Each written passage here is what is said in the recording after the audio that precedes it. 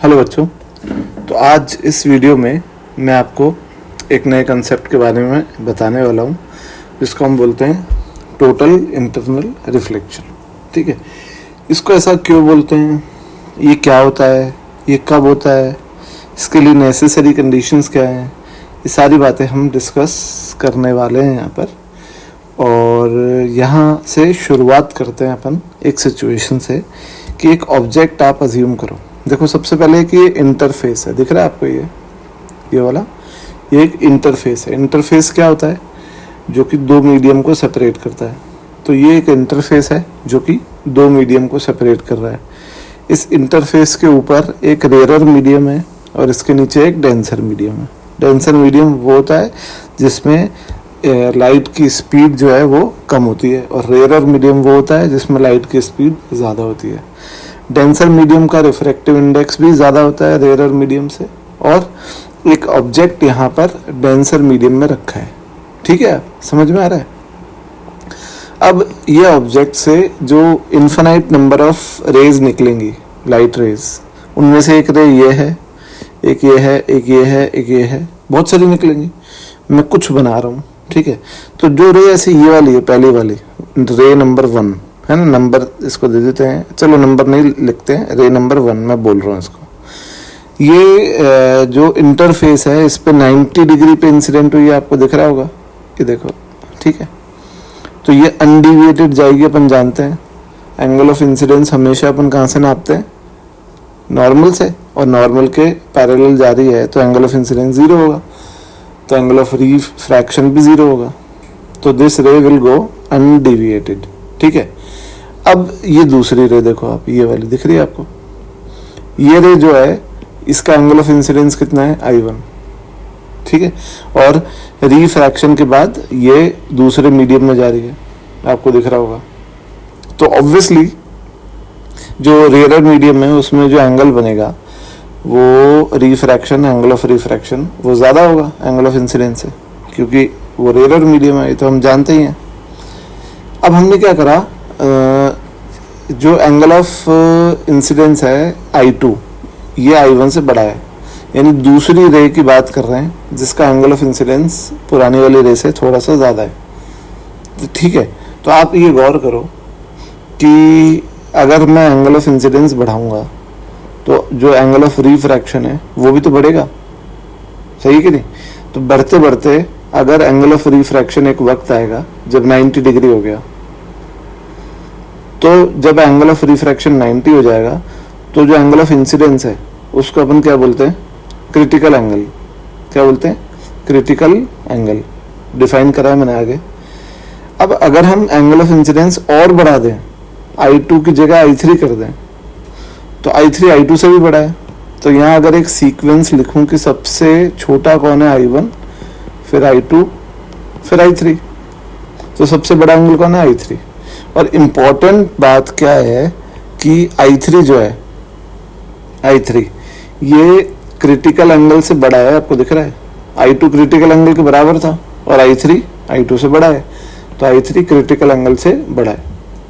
तो ये जो रे जा रही है ये रिफ्लेक्ट होके वापस आ जाएगी, ये अब रेयरर मीडियम में नहीं जाएगी, क्योंकि सोचो जो ये रे है 90 डिग्री पे, ये अगर I2 और बढ़ा दूंगा तो ये एंगल और बढ़ेगा 90 से ज़्यादा, तो इसका मतलब ये रिफ्लेक्शन होने लग जाएगा ना, उस मीडियम में जाएगी नहीं, रिफ्रैक्शन होगा ही नहीं।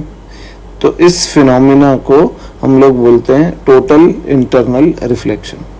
समझ गए आप?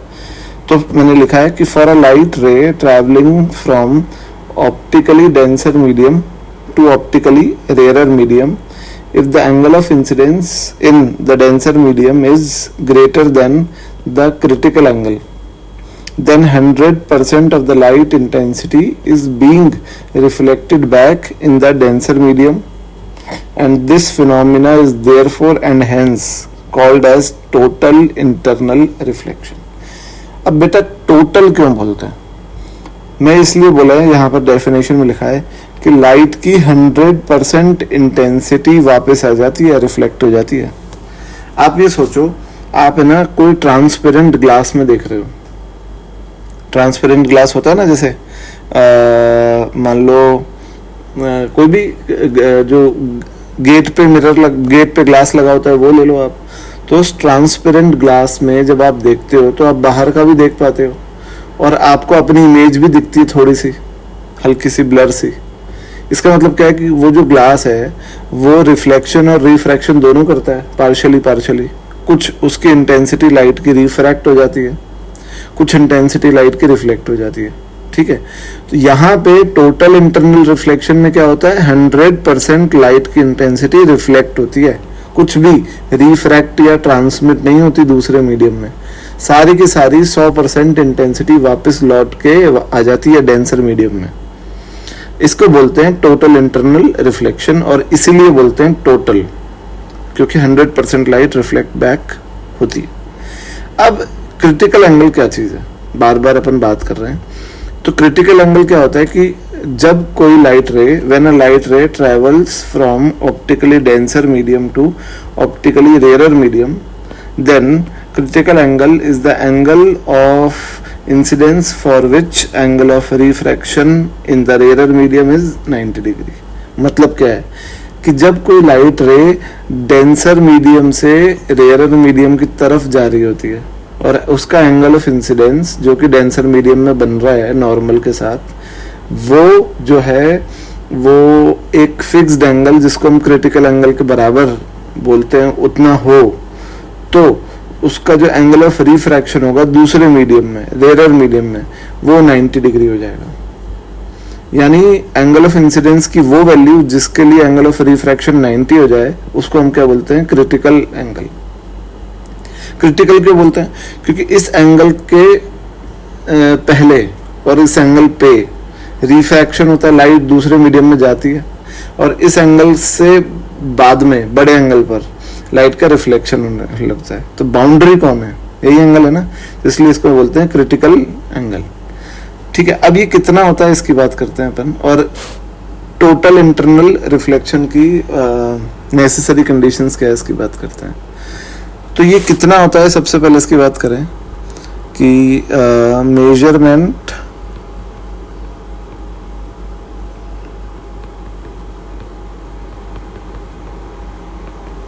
Of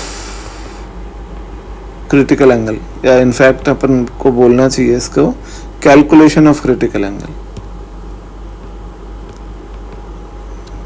calculation of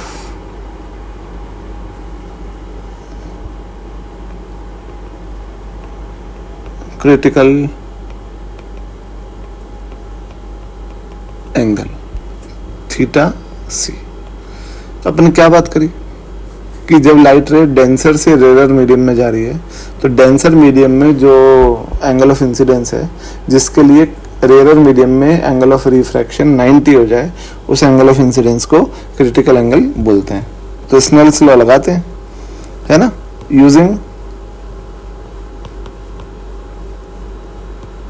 Snell's law क्या बोलता है, mu two sine theta C. Angle of incidence को मैं डायरेक्ट क्रिटिकल एंगल के बराबर रख रहा हूं, बराबर म्यू 1 साइन आर। आर कितना है, 90 डिग्री। तो साइन थीटा सी कितना हो गया, म्यू 1 बाय म्यू 2। तो थीटा सी कितना हो गया, थीटा सी हो गया sine inverse mu 1 by mu 2, है ना। तो मैं बेटा इसको एक ट्रिक और सिखाता हूँ याद करने की। मैं कैसे याद करता हूँ, आप ये सोचो कि कोई भी एंगल हमेशा साइन इनवर्स 1 या 1 से छोटी क्वांटिटी तो होगा, समझ गए। अब 1 तो हो नहीं सकता क्योंकि म्यू 1 अपॉन म्यू 2 जो है वो 1 तो होंगे नहीं। अगर ये 1 है तो फिर दोनों मीडियम सेम है, फिर तो कोई मतलब ही नहीं है, मीडियम चेंज ही नहीं हो रहा। तो इसलिए ये जो थीटा आएगा ये आएगा साइन इनवर्स 1 से छोटी क्वांटिटी। तो 1 से छोटी क्वांटिटी आएगी तो बताओ ऊपर जो म्यू आएगा वो छोटा वाला आएगा, स्मॉलर, और नीचे जो म्यू आएगा वो बिगर। तो मैं तो ऐसे याद रखता हूं कि theta C critical angle is equal to sine inverse छोटा म्यू अपॉन बड़ा म्यू, ठीक है। ये तो ये बात हो गई। अब बात करते हैं कि necessary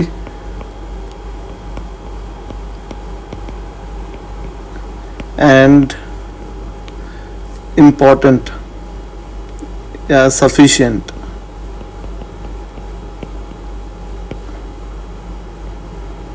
conditions for TIR।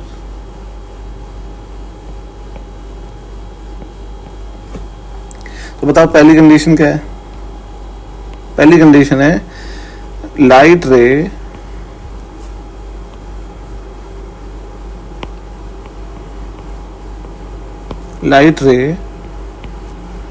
should travel from denser medium to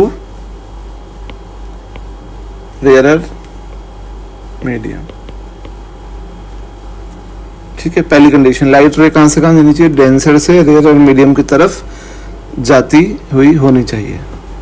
और दूसरी कंडीशन इंपॉर्टेंट कंडीशन है कि the angle of incidence in denser medium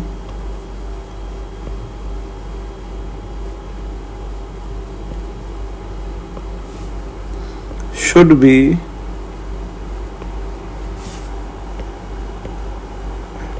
greater than the critical angle which we have already defined। ठीक है बेटा, तो TIR को मैं एक बार समराइज कर देता हूं कि जब भी लाइट रे डेंसर मीडियम से रेयर मीडियम की ओर जा रही होती है तो अगर उसका एंगल ऑफ इंसिडेंस एक स्पेशल एंगल क्रिटिकल एंगल के बराबर हो, इनफैक्ट बराबर भी नहीं ज़्यादा हो, तो जो 100% लाइट की इंटेंसिटी है वो रिफ्लेक्ट हो जाती है, लौट जाती है वापस उस डेंसर मीडियम में जिससे वो आ रही थी। इसको बोलते हैं टोटल इंटरनल रिफ्लेक्शन।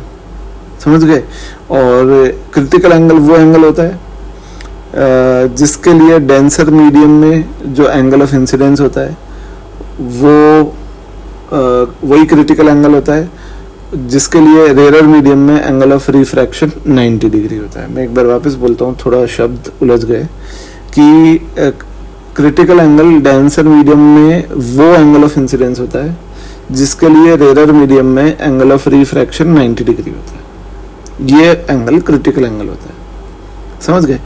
और नेसेसरी कंडीशंस क्या है TIR के लिए कि light ray should travel from denser to rare medium, और दूसरी की angle of incidence should be greater than the critical angle. तो बच्चों ये तो TIR था। अभी बड़ी सारी खूब सारी इसके ऊपर एप्लीकेशंस हैं, बड़ी इंटरेस्टिंग बातें हैं, मैं आगे लेके आने वाला हूँ अगले वीडियोस में। तो देखते रहिए और सब्सक्राइब कीजिए, आपका फ़ायदा होगा। Thank you.